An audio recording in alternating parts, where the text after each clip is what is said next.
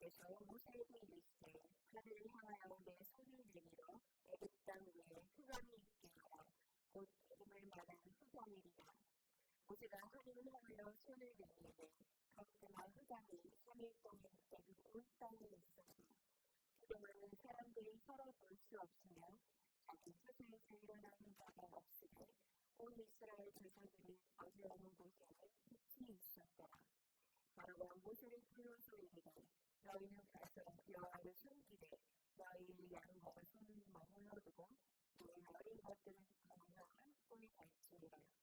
모세가 이르되 만일에도 우리 하나님 여호와께 드리기에서 번제물을 우리에게 주어야 하겠고 우리의 가축도 우리와 함께 하고 한마디도 남길 수 없으니 이는 우리가 그곳에서 들어가 우리 하나님 여호와를 섬길 것이며 또 우리가 거기에 이르기까지는 어떤 것으로 여호와가 섬기는지 알지 못함이니이다 하였으나 그는 이 시간에 세신 전사님께서 마지막 네 번째 들과 이것을 이런 말씀 전해주시겠습니다.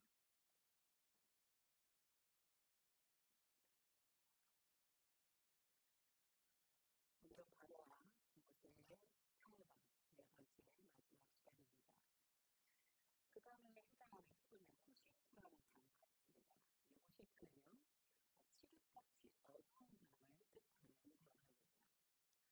보통 애굽에서는요, 봄이 올 때쯤, 봄이 갈 때쯤, 요 즈음으로 계절풍이 불고도 합니다. 그런데 이 서남쪽에서 들어오는 이 계절풍은요, 사막에 모래와 먼지를 엄청 많이 끌고 올라옵니다. 그래서 아주 잠시 잠깐이지만 하늘을 잠시 가려서 모두 꼼꼼하게 하는 그런 경우가 있었다고 합니다. 하지만 오늘 본문에 나오는 이 10장 22절에 나오는 호셰크 아펠라, 이 호셰크 아펠라라는 것은요, 일반적인 우리가 밤을 느끼는 어둠과는 좀 차이가 있습니다. 오늘 본문 말씀에서 있는 것처럼 마치 눈에 보이지 않는 장이 길을 가려고 할 때 아무것도 보이지 않는 상태. 그래서 그냥 완전히 깜깜한 상태입니다. 분별이 안 되는 상황에서 어둠거려야 되는 그런 상태의 밤, 그 밤을 뜻하는 것이라고 합니다. 하나님께서는요, 이런 번째 재앙인 그 밤을 통해서 모세에게 원하시는 그가요. 그 당시에 애굽은 어떤 곳이었냐면요, 아마 당시에 사람 태양이 찬란했던 곳 중에 하나였던 것입니다. 그래서 애굽의 도시 이름이 고대 도시 이름이 뭐였냐면 헬리오폴리스라고 합니다. 이 헬리오폴리스라는 이 단어의 뜻은 무엇이냐? 태양을 섬기는 도시. 애굽에 있어서 모든 신들 중에 최고의 신은 어떤 신이냐?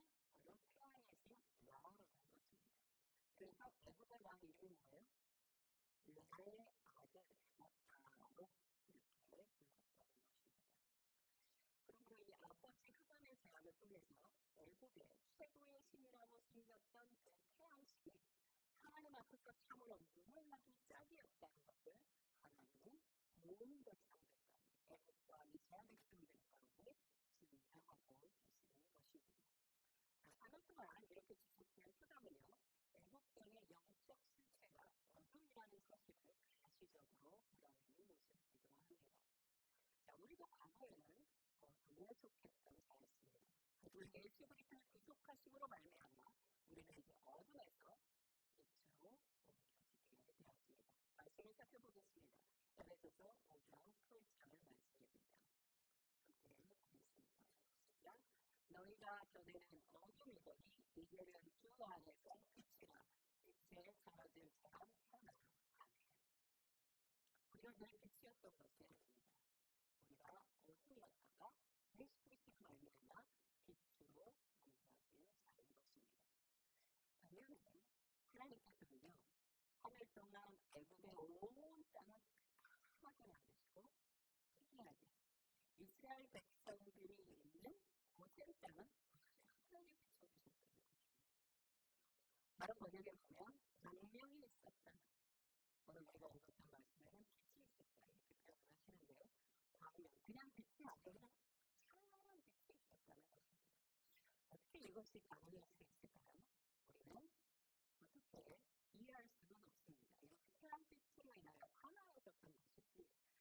또 다른 하나님의 전능의 힘으로 말미암아 그 땅만, 고센 땅만, 하나님의 백성들이 있는 그곳만 빛으로 허락해 주셨는지 우리는 알 수 없지만 분명한 것은 하나님이 빛으로 하나님의 백성들을 보호해 주셨다는 사실입니다.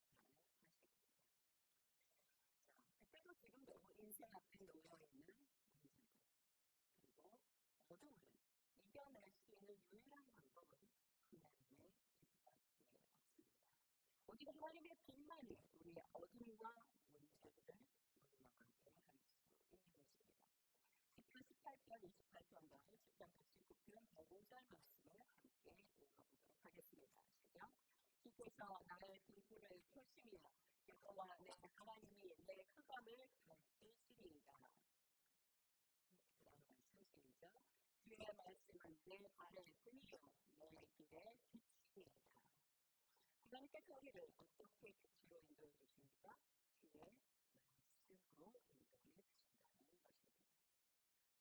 흑암 재앙이 3일 동안 지속되자 아론은 목변들이 있어서 또 한 번 모세와 아론을 불러드리게 됩니다. 불러서 뭐라고 얘기하냐면 마지막 네 번째 타협안을 제시하는 것입니다. 출애굽기 10장 24절 말씀을 제가 한 번 더 읽어드리겠습니다. 너희는 가서 여호와를 섬기되 너희 양과 소는 머물러 두고 너희 어린 것은 너희와 함께 갈지니라. 우리는 지난주에 바로의 세 번째 타협안에 대해서 함께 나누었습니다. 그때 뭐라고 얘기했습니까? 바로가 그래 좋다. 너희 정정들만 예배드리러 광야로 나가거라. 대신 너희의 처자들, 자녀와 아내는 애굽 땅에 그대로 두고 나가거라. 이렇게 얘기를 했었죠. 그런데 여호와는 네 번째 마지막 타협안에선 뭐라고 얘기합니까? 그래 좋다. 너희 전부 나가라. 남녀노소 말 것 없이 전부 가서 하나님께 제사를 드리되 딱 한 가지. 너희의 소와 양과 소녀물은 다 내버려 두어버려. 이런 제안을 했습니다. 여러분, 이 바로의 제안은요, 물질적인 문제와 하나님과의 관계를 따로 분리해서 생각하도록 요구하는 이원론적인 제안입니다.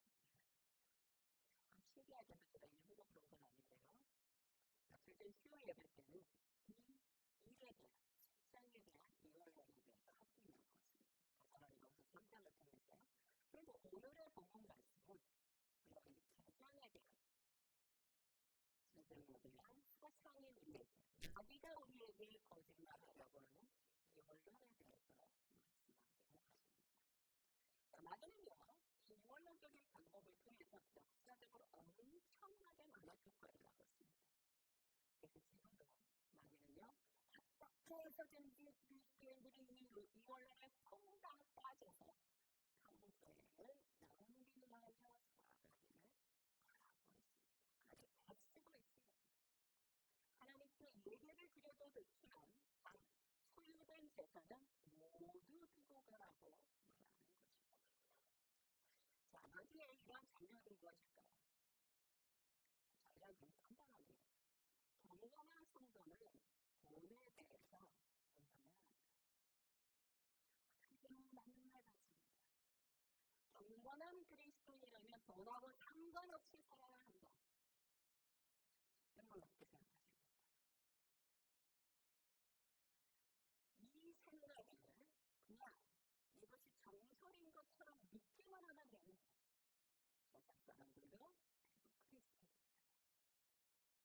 만약 헌신된 그리스도인이 세속적인 돈에 대해서 신경을 쓴다면 그것은 옳지 않고 거룩하지 않으며 경건하지 않다고 말합니다. 그러면서 우리에게 뭐라고 얘기합니까? 그리스도인들이여 당신의 기도와 말씀에만 전념해야 합니다. 만약 이 룰을 지키지 않는다면 하나님의 아들이 아닙니다. 라고 하면서 노골적으로 비난을 풀어낸다는 것입니다. 우리는요, 이 말씀을 들을 때 하나님 불린 것 같기도 하고 틀린 것 같기도 하고 그러면서 우리가 한 가지 말씀을 떠오르는 게 있습니다. 사도행전 6장 말씀을 떠오르는 것입니다. 사도행전 6장에 어떤 말씀이 있습니까? 초대교회 사도들이 하나님의 말씀과 기도를 전념하는 것보다 재정과 교회의 재정과 서로에게 너무 멀고하다 보니까 하나님의 말씀을 균형이 하게 됐어요. 그래서 그때 경건한 7 집사를 뽑아서 배우게 됩니다. 그리고 이 사건을 통해서 실제로 7 집사가 초대교회에 세워지게 됩니다. 많은 분들 중에 뭐라고 생각하시면 이것처럼 말씀에도 있잖아. 경건한 그리스도인은 말씀과 기도에만 힘써야 된다. 이렇게 해석하는 것입니다. 이 해석은 다른 것과 다르습니다. 당시에 초대교회 사도들이 집사님들을 세운 이유는요. 이것도 하고 저것도 하고 저것도 하려니까 너무 힘이 든 거예요. 그래서 이것을 분업화한 것입니다. 집사님들은 무엇을 있었다고요? 재정과 교회 사역에 힘썼습니다. 모른 척한 게 아니에요. 무지한 게 아니에요. 몰랐던 게 아니에요. 알고 있습니다.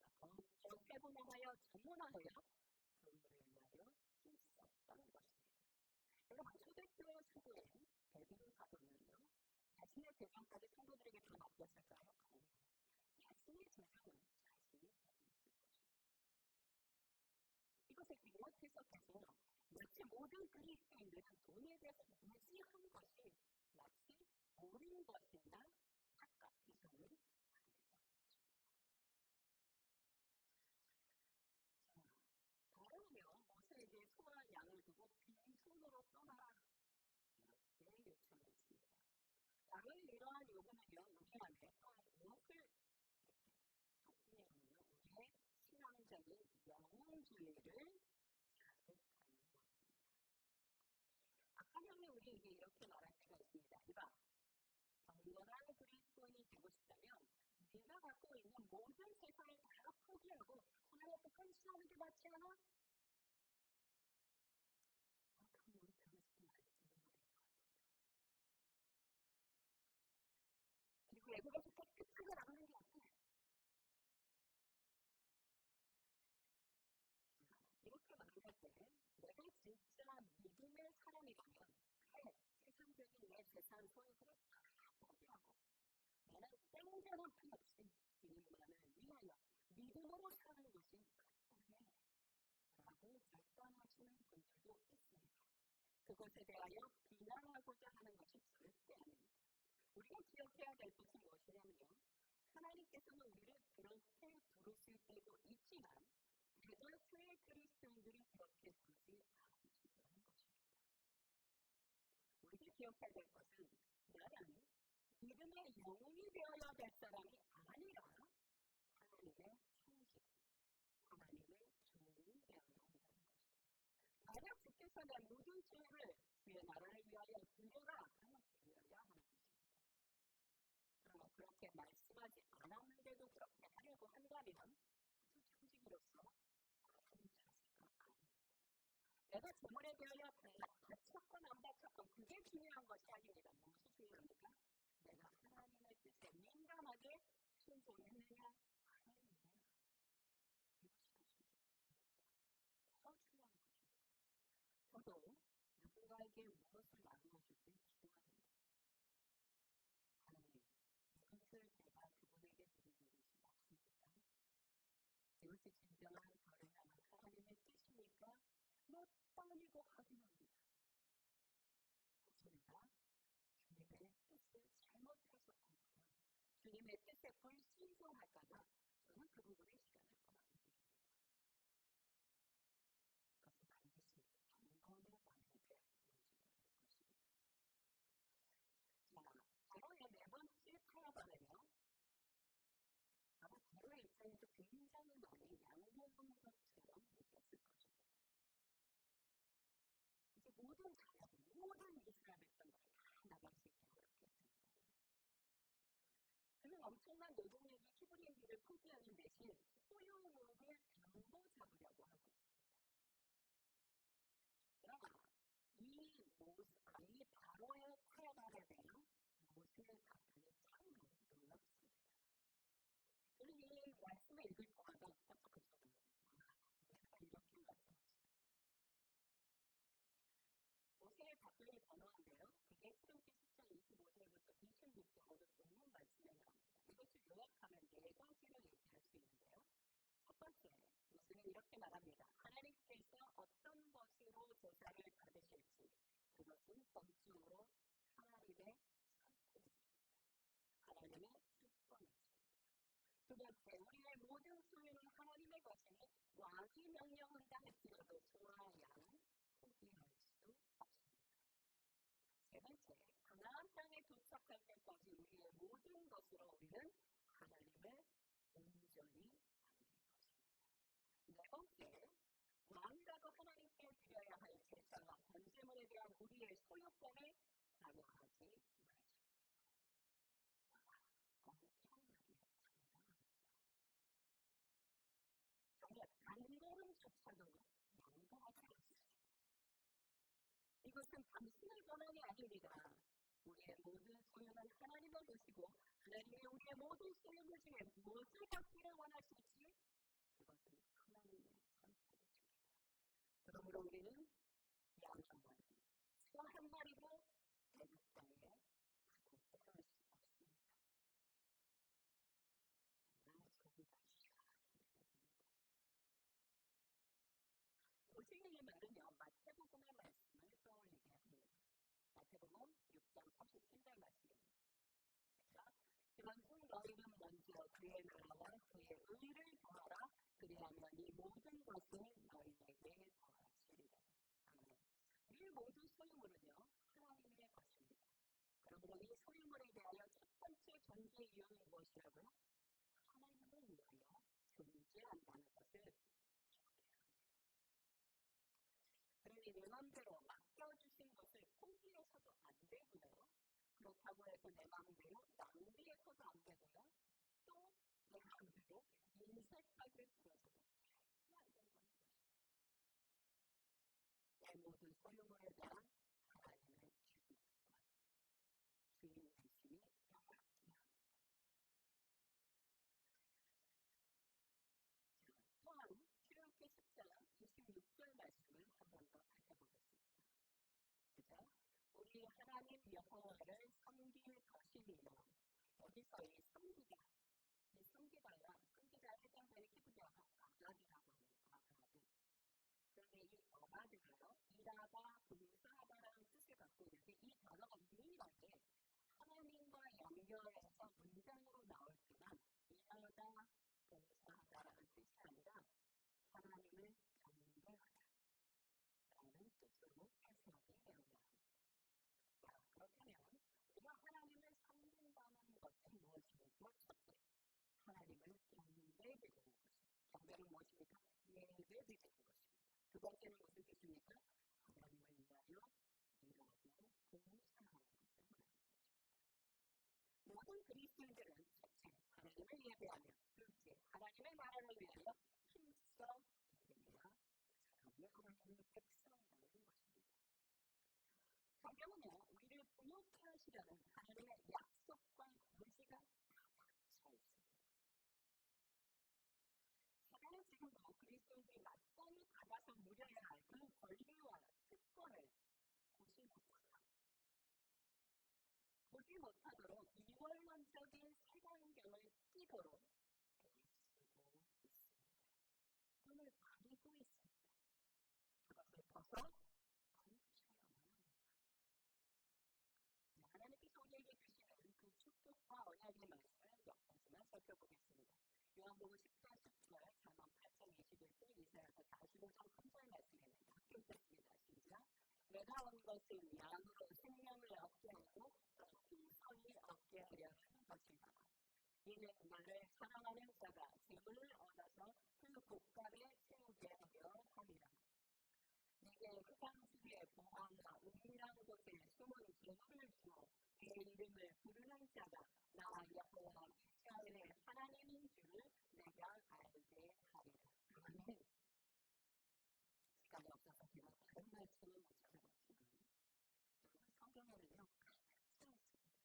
어찌하든지 주의 백성들은 하나님의 자녀들을 축복하시고 풍요케 하시며 관계하시는 하나님의 뜻이 곳곳에 숨겨져 있습니다. 우리는 종종 내 자신의 의지를 내 자신의 능력과 혼동하는 경우가 있습니다. 우리는 스스로 이런 생각을 가질 때가 있죠. 나는 능력이 없어. 특히 나는 공부의 능력이 없어. 돈을 관리하는 능력이 없어. 나는 그런 일을 사용이 되지 않을 거야. 쓸림없이 못할 거야. 이런 생각을 할 때가 있습니다. 그런데 이것이 바로 나의 능력과 하나님 앞에서 나의 결단의 의지를 분리해서 생각하는 것입니다. 인간 중에 능력이 있는 사람이 몇몇이나 되겠습니까? 하나님이 우리에게 요구하시는 것은 무엇이냐면요. 우리의 연약함에도 불구하고 믿음으로 하나님의 자원을 받아서 나의 삶을 채울 뿐 아니라 내 옆에 있는 가족과 이웃의 삶을 챙겨주기를, 나눠주시기를 원하시는 것입니다. 성경적인 부유함이 바로 이런 뜻입니다. 하나님의 자원을 받아서 부유해지는 것이 내 능력이 많아서 부유해지는 것 아니라는 것입니다. 제가 아무리 무능해도 주의 진리의 말씀에 순종할 때 주께서 내게 능력과 자원을 주사 각 사람의 필요를 채울 수 있도록 도와주십니다. 문제는 무엇입니까? 나의 무능함이 문제가 아니라 내가 어떻게 살 것인지 판단하는 게 중요한 것입니다. 주님 나는 약하고 편안하며 아무 것이 없지만 주님 나를 사용하여 주시옵소서. 저는 너무 감사하게도 20대 초반에 이 헌신의 기도를 드릴 수 있었습니다. 그리고 그 헌신의 기도는 참으로 영광스러운 기도였습니다. 저는 여러분에게도 도전하고 싶습니다. 역사비가 상관없습니다. 이제부터라도 하나님 역사하여 주시옵소서.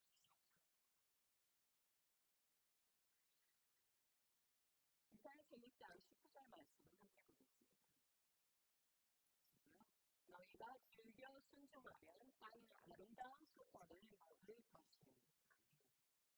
모세는 이 성경적인 원리를요 알고 있었던 것 같아요. 그래서 주님의 말씀에 순종합니다. 그는 그 순종으로 말미암아 광야 40년 동안 하나님께서 주시는 공급해 주시는 만나를 이렇게 따뜻한 거죠. 그것을 통하여 그 많은 이스라엘 백성들의 필요를 채워줄 수 있어요. 여러분, 모세가요 대단한 사냥꾼이라서 그 광야에 나가서 백사기를 잡아서 이스라엘 백성들을 먹인 게 아닙니다. 하나님이 부어주시는 것을 하나님이 안기시는 그 만남을 통하여 먹고 입히고 살았던 것입니다. 우리도 이 순종의 원리를 따라가야 합니다. 어렵습니까? 아니요, 어렵지 않습니다. 즐거이 순종할 때 하나님께서 하늘의 양식으로 우리를 먹이시고 나누게 하십니다. 그렇다면 우리는 이제 질문을 해봐야 됩니다. 왜 우리는 모세처럼 세상을 전해 우리의 지상의 권리를 특권을 당당히 요구하거나 취하지 못하는 것일까? 곰곰이 생각해봤습니다. 그 이유가 뭘까? 왜 우리는 당당하고 담대하게 요구하지 못하는 거지? 첫 번째, 나의 재정 사용에 있어서 하나님 앞에서 정직하지 못하기 때문입니다. 우리 아나니아와 삽비라가 헌금을 드렸어요. 안 드린 게 아니라 자기가 드렸습니다. 딱 그 돈에 엄청난 금액이에요. 그것을 드리고도 죽었어요. 죽었던 이유가 뭘까요? 초대교회에서는 땅을 팔았으면 다 갖다 바쳐라 이렇게 명령했기 때문일까요? 아닙니다. 절대 아닙니다. 그 도대체 아나니아와 삽비라는 왜 죽은 걸까요?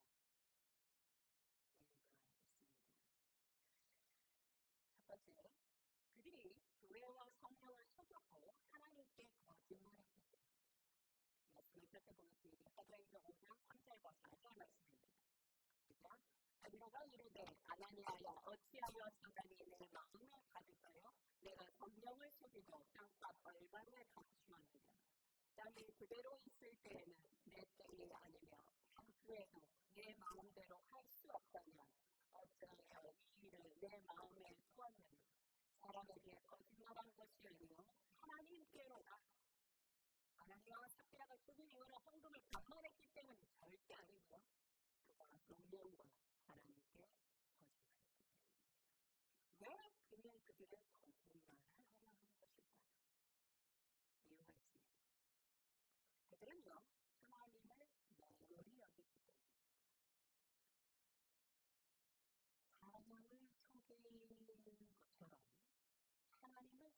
수 있다고 여겨요. 그 당시 초대교회는요, 성령의 역사, 하나님의 살아계심이 정말 엄청나게 뜨겁게 역사할 것이기입니다. 그런데 그 시기에 아나니아와 삽비라는 하나님을 만물히 여겼어요. 마치 죽은 우상처럼 하나님을 취급한 것입니다. 말씀을 함께 보겠습니다. 말라기 3장 8절과 9절 말씀입니다. 그죠? 너희 곧 온 나라가 나의 것을 도둑질하였으므로 너희가 저주를 받았느니라. 그 말씀.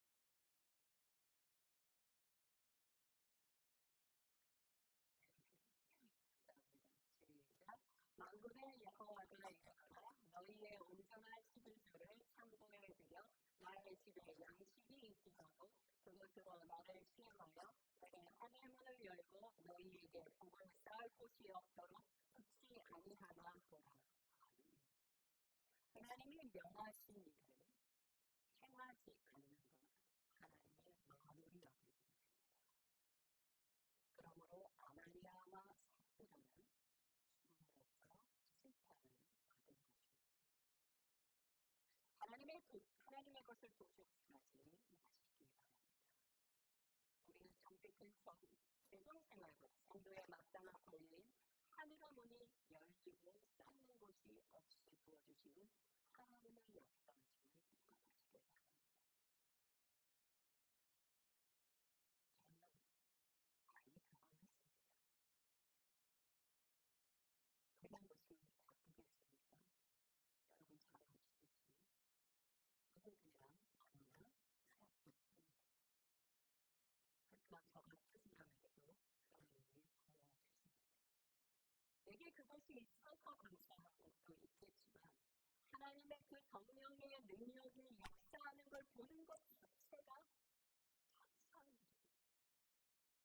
나를 통해서, 내 이웃을 통해서, 성도님들을 통해서, 이 나라를 통해서 하나님의 그 놀라운 역사하심을 볼 수 있는 애국 땅에는 흑암이 역사하고 호실 땅에는 광명이 역사하는 걸 바라볼 수 있는 그것이 진정한 영광 아닙니까?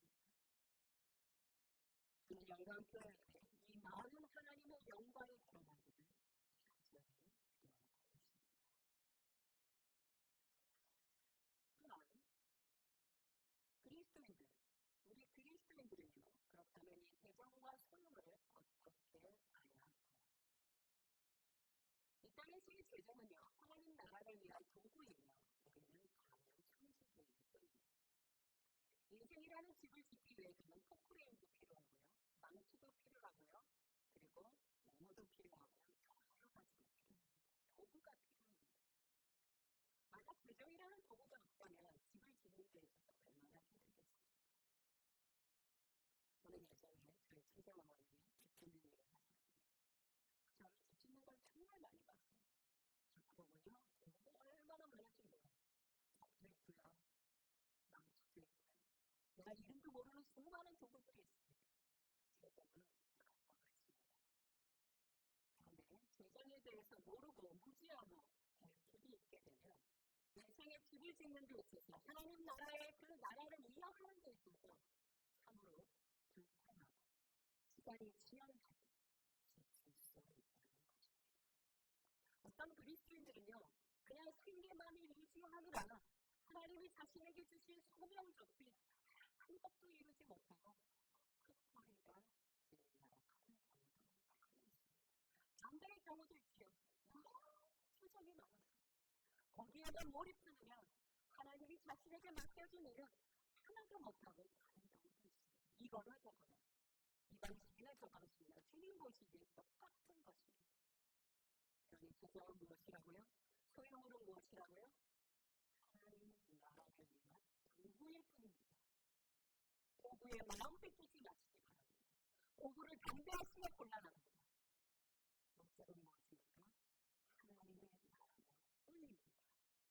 그것이 우리의 삶에 소유된 모든 것에 소도구, 불쏘시개로 사용되어야 하는 것입니다.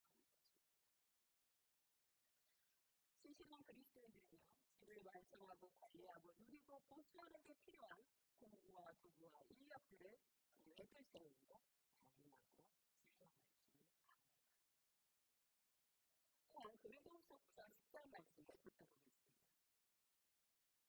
고린도후서 9장 10절 말씀 시작. 심는 자에게 씨와 먹을 양식을 주시는 이가 너희 심을 것을 주사 풍성하게 하시고 너희 의의 열매를 더하게 하시리니. 하나님께서 우리를 풍성하게 하시는 이유 또 하나가 있습니다. 그 이유가 무엇이냐면요. 고린도후서 9장 9절 말씀, 10절 말씀 바로 앞에 있는 말씀이에요. 함께 읽겠습니다. 시작. 그가 흩어 가난한 자들에게 주었으니. 이것은 목적입니다. 하나님이 내 주변에요. 결핍이 있는 이웃을 허락해 주십니다. 그 이웃을 허락해 주신 이유는 뭐예요? 하나님의 축복의 통로가 되어서 그들에게 나누어 주라는 것입니다. 내 가난한 이웃은요, 하나님의 축복의 통로가 뭔지도 모릅니다. 그러니 그것을 먼저 알고 믿음으로 순종한 우리가 그 통로가 되어야 하는 것이에요. 바로 그런 자에게 하나님이 어떻게 하신다고요? 심을 씨를 허락해 주신다는 것입니다. 그 씨는 원래 나로부터 있던 것이 아니라 내 자연 때문에 있는 것이 아니라 내 능력 때문에 있는 것이 아니라 주님이 그의 씨앗을 주신 겁니다. 우리의 이웃을 위하여 나누어 주는 사람일수록 이 심는 씨앗을 주시고 그 씨앗을 심을 때 풍족하게 하시는 것입니다. 이제 결론으로 넘어가겠습니다. 바로는요, 자신의 제안을 거절하고 다 가져가겠다는 단 한마디도 남기지 않고 다 가져가겠다는 모세의 말에 아주 분노합니다. 너무 화났어요. 함께 말씀을 읽어보겠습니다. 10장 28절과 29절 말씀입니다. 시작. 바로가 모세에게 이르되 너는 나를 떠나가고 스스로 삼가 다시 내 얼굴을 보지 말라. 내가 내 얼굴을 보는 날에는 죽으리라. 모세가 이르되 당신이 말씀하신 대로 내가 다시 보지 아니하리이다. 도대체 바로는 왜 모세에게 이렇게 화가 났을까요? 바로는요, 모세가 너무 원망스러워요. 이 모든 고생의 처음과 시작과 마지막 모세 때문이라고 탓하고 있는 것입니다. 그 전까지, 모세가 나타나기 전까지 바로는 편안하게 왕궁에서 잘 살고 있었어요. 그런데 모세가 나타나더니 이스라엘 백성들을 출애굽시켜달라고 얘기하면서부터 첫 번째 시간부터 다섯 번째 시간까지 계속 경험하게 되는 것입니다. 바로는요, 교만한 자이기 때문에 자신의 잘못을 인정하지 않습니다. 교만하고 미련한 자들은요, 자신의 잘못을 인정하지 않고 대신 이 나타난 현상, 문제를 누구에게로 돌리죠? 남에게로 가져갑니다. 그것을 잘 강요하는 거예요. 모세가 너 한 번만 더 내 앞에 나타나면 너 이제 죽을 거야. 이런 바로의 말에 대하여 모세도 대답합니다. 뭐라고 대답합니까? 이 대답을 듣고 난 우리의 마음이 어떻습니까? 이제 바로에게 주었던 모든 회개의 기회들이 싹 다 사라졌구나. 이제 마지막이 다가오고 있구나라는 것을 알게 됩니다. 교만한 저들이 망하는 이유는요, 그들이 진리의 말씀을 한 번도 듣지 못했기 때문이 아니죠. 오히려 교만한 사람들이 망하는 이유는 그들이 한 번도, 단 한 번도 하나님의 진리의 말씀에 순종하지 않았기 때문에 망하는 것입니다. 하나님의 살아계심을 믿는 자는 반드시 순종의 삶을 살아가게 됩니다. 오늘의 본문 말씀을 저는 여러분들이 평생 기억해 주셨으면 좋겠어요. 그리고 기회가 될 때마다 여러분 주변에 있는 그리스도인들에게도 이 말씀을 전해 주셨으면 좋겠습니다. 너무 중요한 말씀인데 많은 그리스도인들이 이 말씀을 놓치고 살아갑니다. 어떤 경우엔 평생 단 한 번도 들어보지 못합니다. 하나님이 우리에게 특권을 주셨어요. 사명을 주셨습니다. 얘들아, 나는 너희를 축복할 것인데 그 축복을 주는 이유는 너희 복된 것을 나누어 그러니 너희는 당당하게 요구할지어다. 당당하게 요구할지어다. 어디를 향하여? 세상을 취하고 누리고 이것이 오늘 보면